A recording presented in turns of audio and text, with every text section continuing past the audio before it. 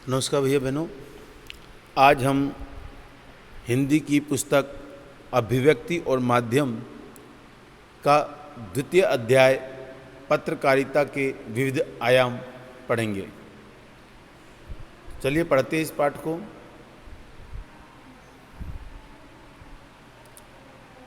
पत्रकारिता क्या है? पत्रकारिता अपने आसपास की चीज़ों, घटनाओं और लोगों के बारे में ताज़ा जानकारी रखना मनुष्य का सहज स्वभाव है। हम लोग अपने आसपास जो कुछ भी हो रहा है उससे अपने आप को अपडेट रखते हैं कि भाई वहाँ क्या हुआ, उसके साथ क्या हुआ। यह हमारा सहज स्वभाव है। उसमें जिज्ञासा का भाव प्रबल होता है और हम ये सब जानकारी क्यों चाहते हैं? क्योंकि हमारे अंदर जिज्ञासा होती है वो जानने की। जैसे आप कहीं सड़क पर जा रहे हैं और कहीं भीड़ लगी दिखाई दिखती है तो आप लोग अपनी बाइक या स्कूटर रोक करके एक बार देखने की कोशिश करते हैं यहाँ हो क्या रहा है, या किसी से जानकारी लेते हो, क्योंकि हमारे अंदर जिज्ञासा होती है कि भीड़ खड़ी क्यों है। तो ये भाव प्रबल होता है। यही जिज्ञासा समाचार और व्यापक अर्थ में पत्रकारिता का मूल तत्व है। तो पत्रकारिता या समाचार प्राप्त करने की जो हमारी इच्छा है, यही इच्छा जो होती है वो समाचारों के लिए भी होती है। यही मूल में काम करती है पत्रकारिता के। क्योंकि जिज्ञासा नहीं रहेगी तो हमें समाचार की भी ज़रूरत नहीं होगी। पत्रकारिता का विकास इसी सहज जिज्ञासा को शांत करने की कोशिश के रूप में हुआ है।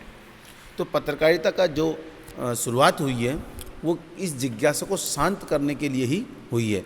यानी लोगों के मन में जो जिज्ञासाएं उत्पन्न हो रही हैं किसी घटना को लेकर के, वो जगह जगह जाके पूछने से अच्छा है कि उनको एक जगह वो सारी जानकारी दे दी जाए।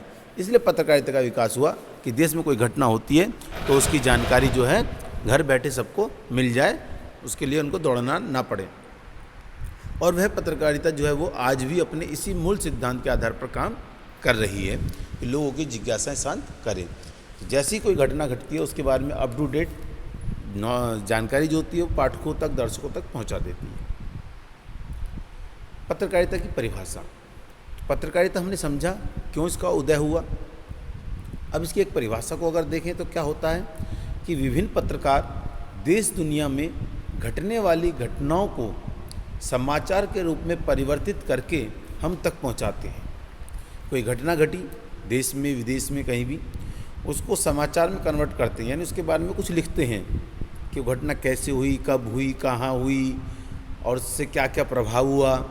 तो सारी सूचनाओं को इकट्ठा करके लिखित रूप में वो हम तक भेजते हैं समाचार के रूप में।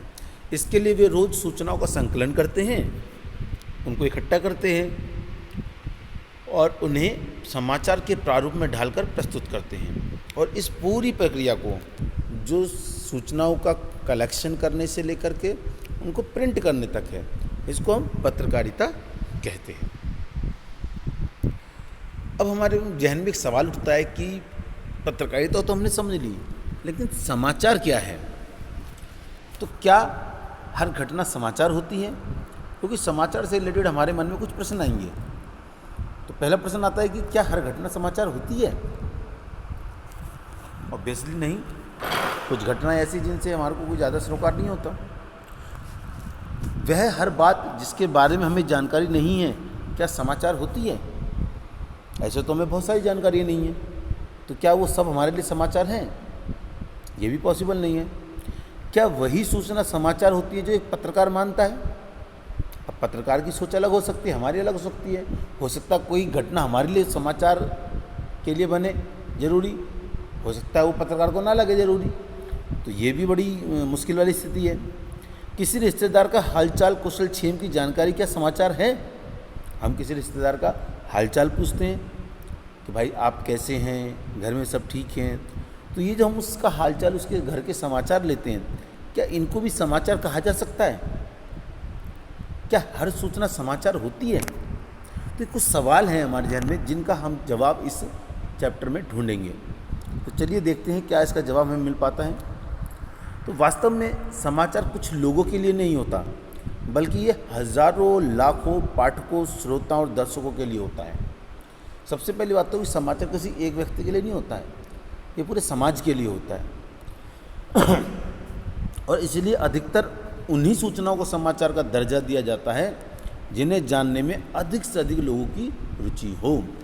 तो सबसे पहली बात, समाचार उसी सूचना को मिलता है दर्जा समाचार का जिसे जानने के लिए अधिक से अधिक लोग जिज्ञासु हों, और जिस सूचना का सार्वजनिक महत्व हो उसी सूचना को समाचार कहा जा सकता है, अन्यथा नहीं।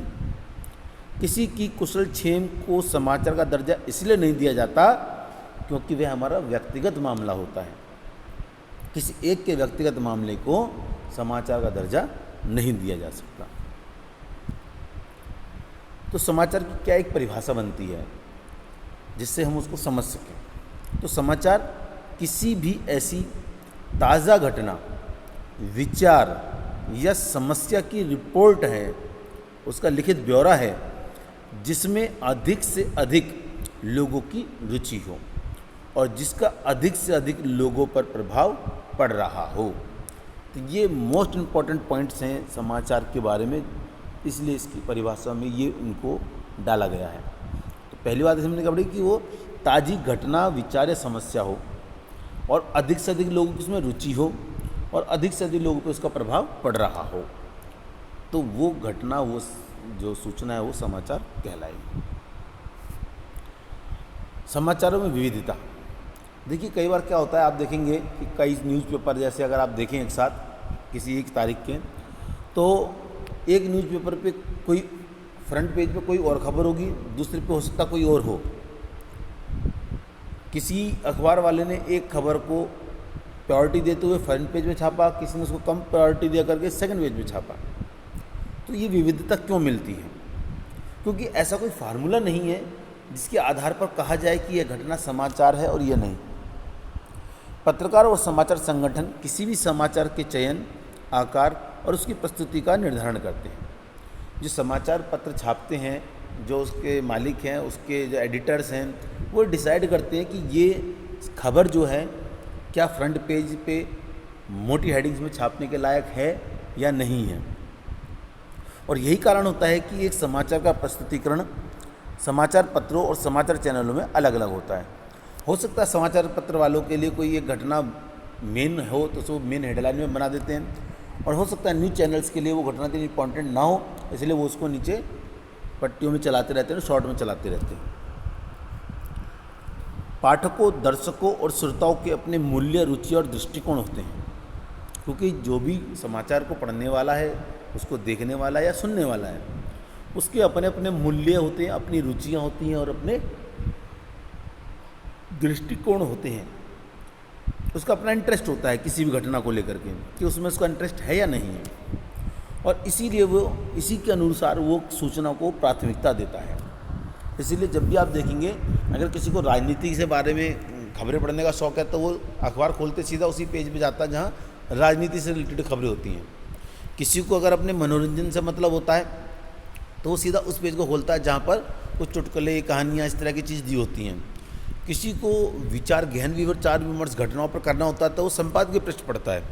तो सबकी अपनी अपनी रुचियाँ होती हैं, इसके हिसाब से वो अपना अपना जो है न्यूज़पेपर या न्यूज़ सुनने का काम करते हैं। तो बेटा इस वीडियो में इतना ही, और अगली उसमें हम पढ़ेंगे समाचार की क्या क्या विशेषताएं होती हैं या क्या क्या विशेषताएं उसमें होनी चाहिए, तो वो सब हम चीज़ें पढ़ेंगे अगली वीडियो में। आज की वीडियो में इतना ही। आपका गृह कार्य इसमें रहेगा, समाचार की परिभाषा लिखेंगे आप, ठीक है, समाचार क्या है, तो इतना काम कीजिएगा, बाकी अगली वीडियो में। नमस्कार।